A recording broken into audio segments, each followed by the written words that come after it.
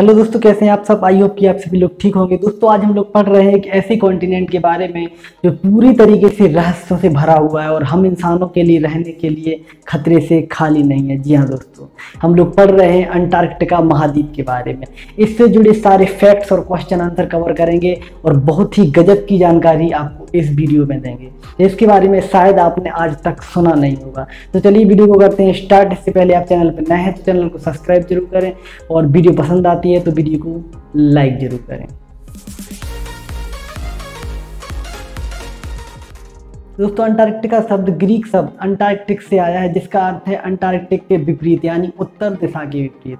दोस्तों अगर बात करें अंटार्कटिका की खोज की, तो अंटार्कटिका की खोज 1820 में रूसी जहाज के कप्तान फेबियन वॉन बेलिंगशन और मिखाइल पेट्रोविच ने की थी। जी हाँ दोस्तों, अंटार्कटिका दुनिया का सबसे बड़ा ध्रुवीय रेगिस्तान भी है। जी हाँ दोस्तों, this is the largest polar dessert.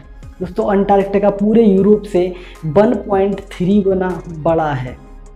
जी हाँ दोस्तों क्या आप जानते हैं अंटार्कटिका में बर्फ़ की जो औसत मोटाई है वो लगभग 1.6 किलोमीटर है। जी हाँ दोस्तों, और धरती का 70% साफ पानी जो है वो अंटार्कटिका में ही है, लेकिन दोस्तों वो बर्फ़ के रूप में हम उसे पी नहीं सकते हैं। दोस्तों अंटार्कटिका के अस्तित्व के बारे में किसी को पता नहीं होता अगर यह महाद्वीप 1820 में देखा नहीं गया होता। इससे पहले लोग सोचते थे यह सिर्फ एक द्वीपों का समूह है और कुछ नहीं। दोस्तों शायद आप विश्वास ना करें, पर यह बात आपको बता दें कि एक समय था जब भारत अंटार्कटिका का हिस्सा हुआ करता था। जी हाँ दोस्तों यह बात हम नहीं, वैज्ञानिक बता रहे हैं। सुनने में थोड़ा अजीब लग रहा होगा, लेकिन आपके मन में सवाल भी आ रहे होंगे कि ये कैसे हो सकता है, लेकिन वैज्ञानिकों के दावे को झुठला नहीं सकते हैं। तो बात ऐसी है कि वैज्ञानिकों को ऐसे सबूत मिले हैं जो इस परिकल्पना का समर्थन करते हैं कि अरबों साल पहले भारतीय उपमहाद्वीप अंटार्कटिका का हिस्सा हुआ करता था। हालांकि मानव जाति के विकास के काफ़ी टाइम पहले टेक्टोनिक प्लेट के स्थान में परिवर्तन के कारण कई बार अलग हुआ और एक साथ भी हुआ है। जी हाँ दोस्तों, पृथ्वी के बाह्य परत के विकास का अनुसंधान करने वाले भारत और स्विट्जरलैंड के भूवैज्ञानिकों के एक समूह ने पूर्वी घाटीय क्षेत्र के महाद्वीपीय परत के प्राचीन चट्टानों का अध्ययन किया है। इस दौरान उन्हें महाद्वीपों के गठन के संबंध में कुछ महत्वपूर्ण सबूत मिले हैं। दोस्तों अनुसंधान की अगुवाई करने वाले IIT खड़गपुर के भूवैज्ञानिक देवाशीष उपाध्याय ने कहा है कि पहले हम इस परिकल्पना को साबित करने में सफल हो पा रहे हैं कि अंटार्कटिका महाद्वीप और भारतीय उपमहाद्वीप एक समय एक बड़े महाद्वीप के रूप में थे और करीब 1.5 अरब साल पहले ये एक दूसरे से अलग हो गए थे। जी हाँ दोस्तों, भारत और अंटार्कटिका को एक सागर ने अलग किया है। उनके अनुसंधान को हाल ही में अंतर्राष्ट्रीय जर्नल एल्सेवियर ने भी प्रकाशित किया है, जिसके अनुसार दोनों महाद्वीप एक दूसरे से अलग हुए थे और पुराने सागर का स्थान एक नए सागर ने ले लिया था। दोस्तों अगर बात करें हाईएस्ट टेम्परेचर ऑफ अंटार्कटिका की, तो दोस्तों अंटार्कटिका में अब तक का सर्वाधिक तापमान 58.2 फ़ारेनहाइट यानी कि 14.5 डिग्री सेल्सियस दर्ज किया गया है। जी हाँ दोस्तों आज से लगभग 53 लाख ईयर्स पहले यानी आज से 53 लाख वर्ष पहले अटलांटिका एक गर्म स्थान हुआ करता था। इतना गर्म कि इसके किनारों पर ताड़ के पेड़ आसानी से उग सकते थे। उस समय यहाँ का तापमान 20 डिग्री सेल्सियस से ऊपर रहता था। दोस्तों आपको बता दें कि अंटार्कटिका में 22 मार्च से 23 सितंबर तक सूर्योदय नहीं होता है और यहाँ 24 सितंबर से 21 मार्च तक सूर्य अस्त भी नहीं होता है। जी हाँ दोस्तों अंटार्कटिका में स्थित पार अटलांटिक पर्वत यानी ट्रांसटैर्कटिक माउंटेन इस महाद्वीप को पूर्व और पश्चिम भागों में विभाजित करते हैं। यह पर्वत श्रृंखला विश्व के सबसे ऊंचे पर्वत श्रृंखलाओं में से एक है। दोस्तों अंटार्कटिका का पूर्वी भाग पश्चिमी भाग की तुलना में अधिक ऊंचाई पर स्थित होने के कारण अपेक्षाकृत कम ठंडा होता है। दोस्तों इसे गतिशील और सक्रिय महाद्वीप यानी कि डायनामिक और एक्टिव कॉन्टिनेंट के रूप में भी जाना जाता है, क्योंकि अंटार्कटिका का आकार शीत ऋतु और ग्रीष्म ऋतु के परिवर्तन होने के साथ साथ बदलता रहता है। दोस्तों अंटार्कटिका में कुछ जगह ऐसी भी हैं जहां पिछले 20 लाख सालों से ना तो बर्फ़ पड़ी है ना ही यहाँ पे बारिश हुई है। जी हाँ दोस्तों आपको बता दें अंटार्कटिका का 1% से भी कम हिस्सा ऐसा है जहाँ कभी भी बर्फ़ नहीं पड़ी है, मतलब कभी भी बर्फ़ नहीं वहाँ पे जमी है। दोस्तों अंटार्कटिका दुनिया का सबसे शुष्क स्थान है यानी कि desert place in the world है। इतना ही नहीं, पृथ्वी पर सबसे शुष्क स्थान अंटार्कटिका में ही है, जिसे ड्राइस वैलीज बोला जाता है। जी हाँ दोस्तों, अंटार्कटिका पृथ्वी पर एकमात्र ऐसा महाद्वीप है जहाँ बिल्कुल सांप नहीं पाए जाते हैं, और एकमात्र ऐसा महाद्वीप है जहाँ पे कोई टाइम जोन यानी कि समय क्षेत्र नहीं है। जी हाँ दोस्तों अंटार्कटिका में MC मर्डो स्टेशन नाम का एक न्यूक्लियर पावर स्टेशन भी है। यह पावर स्टेशन 1962 से यहाँ काम कर रहा है।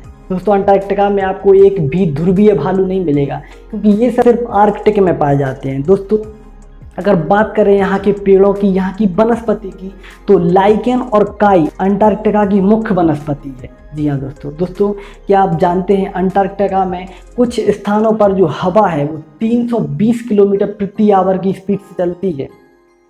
दोस्तों अंटार्कटिका को एक रेगिस्तान माना जाता है, क्योंकि यहाँ प्रति वर्ष केवल 8 इंच ही बारिश होती है, और उसमें से भी अधिकांश बारिश पर्वतीय क्षेत्रों में होती है।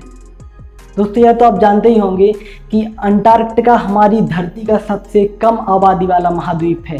जी हाँ दोस्तों, अगर बात करें अंटार्कटिका में वोल्केनोज यानी कि ज्वालामुखी की, तो दोस्तों माउंटेन एरेबस अंटार्कटिका का एकमात्र सक्रिय ज्वालामुखी है। अंटार्कटिका महाद्वीप पर स्थित लैम्बर्ट ग्लेशियर दुनिया का सबसे बड़ा ग्लेशियर माना जाता है। दोस्तों आइस बर्ग तो आपने सुना ही होगा, टाइटैनिक की दुर्घटना आइस बर्ग से टकराने से हुई थी। तो दोस्तों आइस बर्ग बनते कैसे हैं?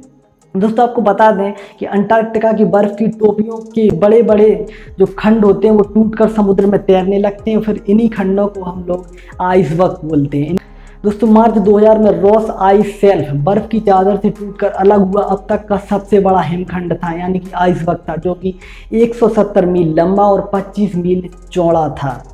जी हाँ दोस्तों वैज्ञानिक के मुताबिक अगर वेस्ट अंटार्कटिका पर जमी बर्फ पिघलेगी तो दुनिया के समुद्रों का स्तर 16 फीट तक बढ़ जाएगा, जिससे कई सारे निचले इलाके पूरी तरीके से जलमग्न हो जाएंगे। जी हाँ दोस्तों पेंगुइन एक ऐसा प्रसिद्ध उड़ानहीन मतलब फ्लाइटलेस पक्षी है जो उड़ नहीं पाता है। यह पक्षी सिर्फ अंटार्कटिका में ही पाया जाता है। दोस्तों यदि आप अंटार्कटिका में काम करना चाहते हैं तो सबसे पहले आपको अपने अपेंडिक्स को निकलवाना होगा, भले ही वह कितना ही स्वस्थ क्यों ना हो। हम बात कर रहे हैं बर्फीली पहाड़ियों से घिरे अंटार्कटिका के गांव बिलास लॉस एस्ट्रेलॉस की।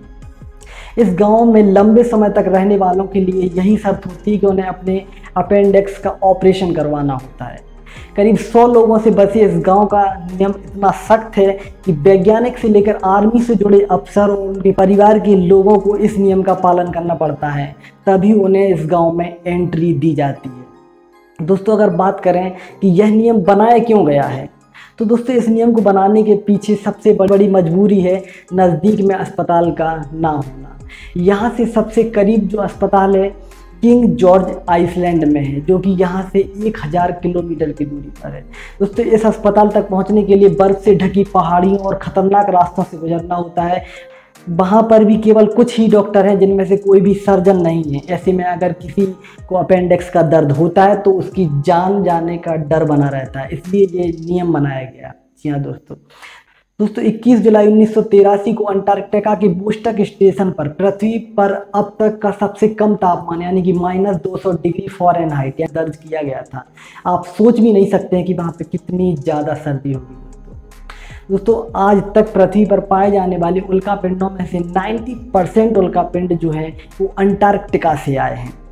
तो दोस्तों 14 दिसंबर 1911 को नॉर्वे के रोवाल्ड एमल्सन दक्षिणी ध्रुव पर सबसे पहले पहुंचने वाले व्यक्ति थे। दोस्तों आपको यकीन नहीं होगा, लेकिन आपको बता दें कि अंटार्कटिका में एक मात्र ATM भी है, जिसे वेल्स फार्गो बैंक द्वारा संचालित किया जाता है। दोस्तों 1994 के बाद साइबेरियन हस्की डॉग के नस्ल को प्रतिबंध लगा दिया गया था, जो कि सिलेज खींचने का काम किया करते थे। जी हाँ दोस्तों अंटार्कटिका में तापमान हमेशा कम रहता है, लेकिन इसके बावजूद भी यहाँ फंगस की 1150 प्रजातियाँ पाई जाती हैं। दोस्तों 7 जनवरी 1978 को एमिलो मार्को पाल्मा दुनिया के सबसे दक्षिणी सिरे पर पैदा होने वाले पहले इंसान बने। यह अर्जेंटीना द्वारा खुद को अंटार्कटिका का हिस्सा बनाने का एक प्रयास किया गया था, इसलिए अर्जेंटीना ने यहाँ पर एक गर्भवती महिला को भी भेजा था।